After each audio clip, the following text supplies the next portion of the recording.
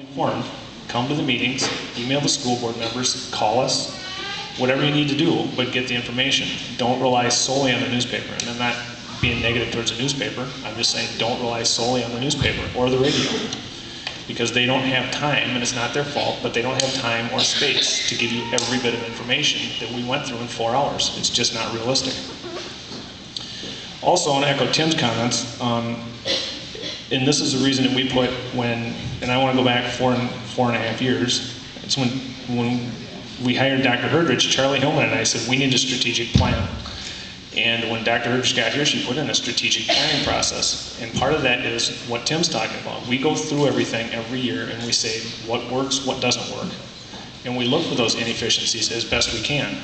And we try to do those things. One of the things that was brought out this week was the fact that this school district has been self-insured for a number of years, and it has saved the taxpayers of this district millions of dollars. In addition to that, we've been on an energy efficiency program for a number of years that has saved us in excess of $1 million in cost avoidance of utilities.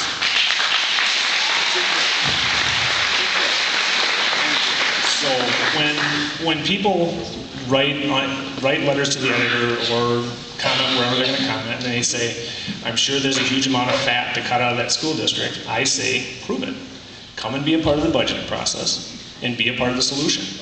Don't just sit behind your computer screens and don't just sit in your chairs and type a letter to the editor or whatever it is you're going to do. Come to the meetings, be a part of the budgeting process, and be a part of the solution as opposed to being a part of the problem.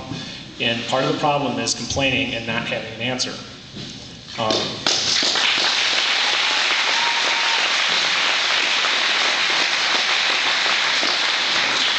To echo again, Charlie Hillman, you know, it's easy to take cheap shots from the peanut gallery.